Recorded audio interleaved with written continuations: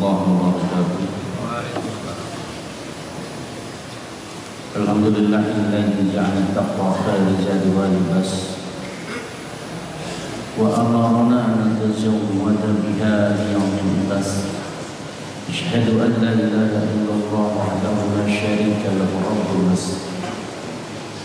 Wa asyhadu anna sayyidina Muhammadan abduhu wa rasuluh mawsufu bi akmal sifatil ashash.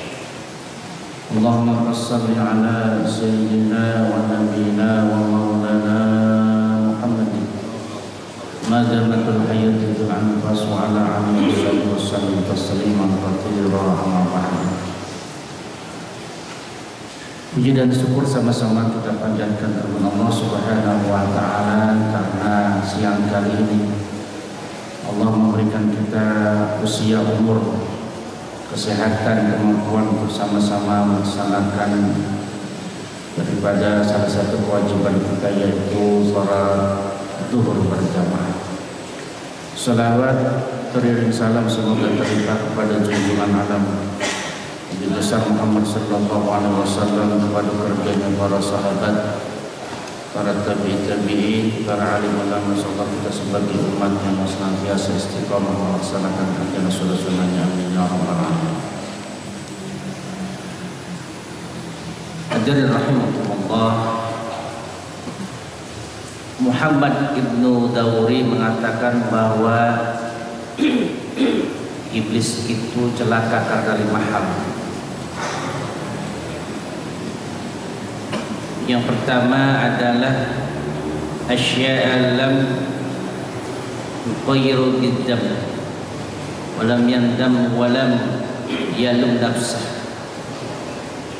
Tidak suka mengakui dosa-dosa, kemudian tidak pernah menyesal atas apa perbuatan. Kemudian walam ya'jim 'ala taubah, tidak melakukan pertobatan kepada Allah Subhanahu wa taala. Kemudian qana'u min rahman wa qana'u min rahmatillahi wa sa'ida adam bi khamsatin asya'a aqrabi jam. Putus asa daripada rahmat Allah Subhanahu wa taala.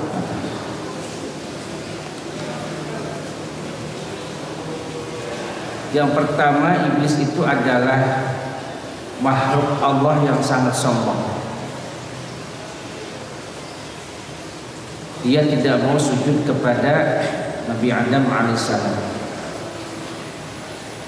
Ada sebuah riwayat tatkala iblis berjumpa dengan Nabi Musa alaihissalam, "Ya Musa, engkau adalah Nabi yang mempunyai pangkat yang bisa berdialog dengan Allah Subhanahu wa taala, dan kamu dapat kalam Allah. Aku berniat untuk taubat kepada Allah Subhanahu wa taala atas dosa-dosaku yang telah lalu. Apakah Allah akan menerima taubatku? Tolong sampaikan kepada Allah Azza wa Jalla." Dan Nabi Musa menjawab, "Baik, aku akan sampaikan kepada Allah Subhanahu wa taala." Kemudian Nabi Musa melakukan salat, beribadah kepada Allah. Kemudian Allah Subhanahu wa taala menyampaikan kepada Musa, "Wahai Musa, apa hajatmu?" "Ya Rabb, iblis ingin bertobat atas dosa-dosa yang telah lalu." "Baik," kata Allah, "cuma satu syarat, aku akan menerima tobatnya iblis asal dia mau datang ke kuburan Nabi Adam alaihissalam, berziarah Nabi Adam alaihissalam, dan mengaku daripada kemuliaan Nabi Adam alaihissalam." Maka setelah kurun waktu Nabi Musa mendapat wahyu dari Allah Subhanahu wa taala, kembalilah iblis datang kepada Nabi Musa. Bagaimana Musa? Apa yang disampaikan Allah kepadamu tentang niatmu untuk bertobat? Aku sudah menyampaikan, wahai iblis, engkau akan bertobat kepada Allah. Cuma satu syarat. Engkau pergilah ke kuburan Nabi Adam dan mengakui daripada kemuliaan Nabi Adam alaihissalam. Apa kata iblis? Musa, sewaktu hidup saja aku tidak mau sujud kepada Nabi Adam, tidak mau mengakui daripada kemuliaan Nabi Adam. Apalagi sekarang Nabi Adam sudah wafat. Karena apa? Ini sifat sombongnya iblis yang akhirnya dia dilaknat Allah Subhanahu wa ta'ala.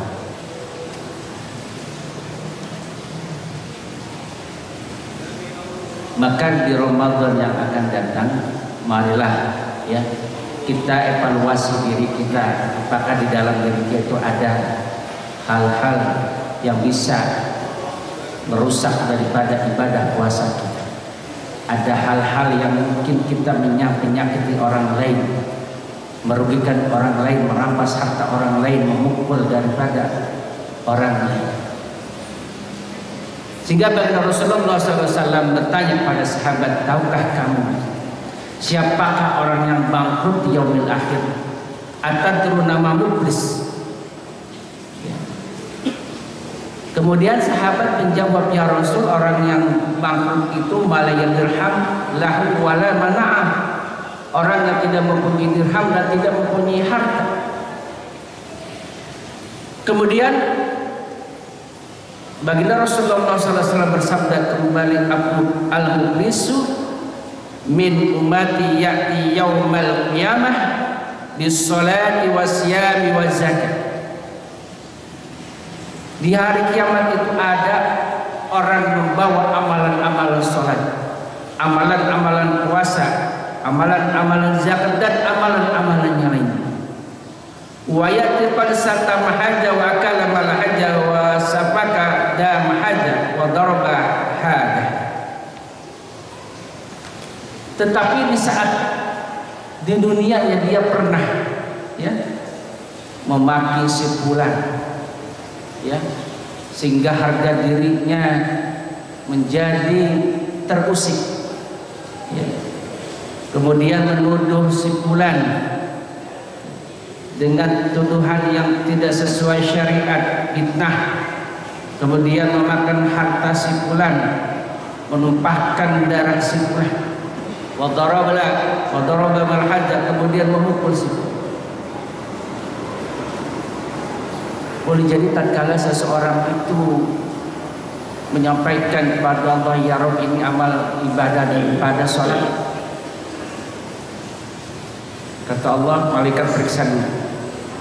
Datanglah orang ya kepada Allah Subhanahu wa ta'ala mengadukan, ya Rabb, orang ini dulu emang ahli sholat, jangan sholat wajib yang sunah-sunahnya pun dilakukan, tetapi orang ini dulu pernah merampas daripada harta, orang ini dulu pernah mencaci maki diriku sehingga hilang harga diriku di hadapan masyarakat, orang ini dulu pernah memfitnahku, ya Rabb. Maka akhirnya amalan-amalan sholat itu fayu'ta haja min hasanati wa haja min hasanati, pahala-pahala orang ini yang tadi ahli sholat ditimpakan pada orang itu yang menuntut. Datang lagi seorang membawa amalan-amalan puasa, ya. Insyaallah beberapa hari lagi kita akan ada Ramadan, ya. Membawa amalan-amalan puasa, kemudian menyampaikan kepada Allah, ya Rabb, ini amal ibadah puasaku di dunia. Datang lagi orang kepada dirinya, si ahli puasa ini, jangankan ibadah puasa Ramadan, ibadah-ibadah puasa yang sunnah pun dia lakukan. Orang ini dulu pernah merampas hartaku, merusak daripada harga diri, memfitnah, maka diberikanlah pahala-pahala ibadah puasa ini ya, kepada orang yang menuntutnya. Ada lagi yang membawa ibadah-ibadah zakat, sedekah dan seterusnya. Datang orang ya, menuntut daripada keadaan Allah Subhanahu wa taala ya. Kemudian Allah Subhanahu wa taala memeriksa kembali. Ternyata orang ini dulu pernah menyakiti si fulan, merendahkan harga diri si fulan, memfitnah si fulan. Maka habislah amal-amal ibadah orang.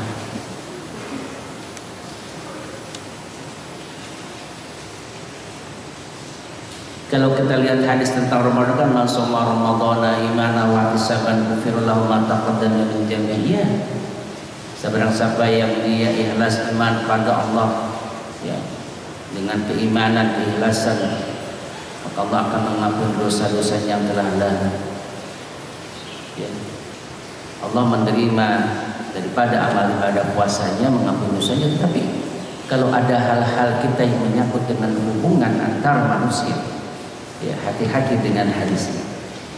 Boleh jadi puasa kita diterima, tetapi boleh jadi ada perilaku kita, akhlak kita yang menghancurkan hati orang lain, yang merusak daripada harga diri orang lain, menyakiti orang lain, mengambil harta orang lain, menumpahkan darah orang lain.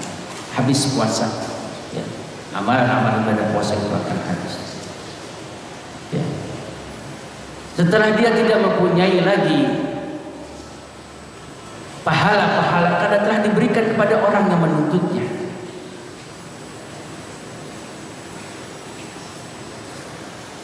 Ukhidha min khatayahum wa turihat alaihi thumma turiha finnar. Maka Allah melemparkan orang itu dengan ringan ke dalam neraka. Naudzubillah, thumma naudzubillah. Ya. Jadi mudah-mudahan dengan akan datangnya Ramadan ya, kepada kita lebih waspada lagi ya. Ada hal-hal, makanya dalam tradisi orang-orang Jawa itu ada unggahan ya, unggahan di sana di sini ya, sambil menikmati jamuan. Tetapi intinya sebenarnya adalah kita bermaaf-maafan kepada saudara kita, kepada tetangga kita, kepada teman sejawat kita. Mungkin ada kesalahan-kesalahan kita minta dihalalkan. Ada hal-hal yang mungkin menyinggung perasaan orang lain, yang menghancurkan hati orang lain. Ya. Kita minta dimaafkan sebelum kita memasuki Ramadan. Ya. Terakhir, Nabi Adam alaihissalam itu bahagia karena mahal, suka mengampuni dosa, menyesali dosa. Bagaimana pertobatan Nabi Adam alaihissalam selama 300 tahun, 40 tahun Nabi Adam saum bersujud kepada Allah Subhanahu wa taala, tidak berani menengadahkan wajahnya ke langit saking malu kepada Allah Subhanahu wa taala atas dosa-dosa. Kemudian mencela dirinya sendiri, ya, mencela daripada kesalahan-kesalahan yang pernah dilakukan. Rabbana dzallamna anfusana wa lam taghfir lana wa tarhamna lanakunanna minal khasirin. Ya Rabb, kami telah menganiaya diri kami. Artinya pengakuan sebuah dosa ya, dari seorang hamba pada Allah. Apabila Engkau tidak mengampuni kami, tentu kami termasuk daripada orang-orang yang merugi. Ada pengakuan dosa ya. Kemudian kalau kita melakukan kesalahan, segera bertobat kepada Allah Subhanahu wa taala. Yang terakhir, tidak putus asa dari rahmat Allah Subhanahu wa taala. Wa lam yaqnut min rahmatillah. Tidak putus asa kepada Allah Subhanahu wa taala. Sebesar apapun dosa-dosa kita, sebanyak apapun dosa-dosa kita, sepenuh langit dan bumi, rahmat Allah itu lebih besar daripada dosa-dosa hamba. Itu saja mungkin kajian pada siang kali ini. Mudah-mudahan memberi pencerahan, menambah ilmu kita, menambah wawasan kita, sehingga kita menjadi orang-orang yang senantiasa waspada, hati-hati terhadap apa-apa yang pernah kita lakukan, dan ke depan mudah-mudahan kita dibimbing Allah Subhanahu wa taala menjadi orang-orang senantiasa mukhlisina lahuddin dan berakhlak baik kepada sesama. Ya. Ujungnya daripada tujuan puasa itu sesungguhnya bukan Allah untuk mempersulit kita, ya, memayahkan kita dengan siang-siang puasa, malam tarawih. Bukan itu. Tujuannya adalah agar kita menjadi orang-orang yang beruntung, menjadi orang-orang yang Allah tattaqun. Kafartul majlis subhanallahi wa bihamdika asyhadu an la ilaha illa anta astaghfiruka wa atubu ilaik. Wallahumma fi ila. Assalamualaikum warahmatullahi wabarakatuh.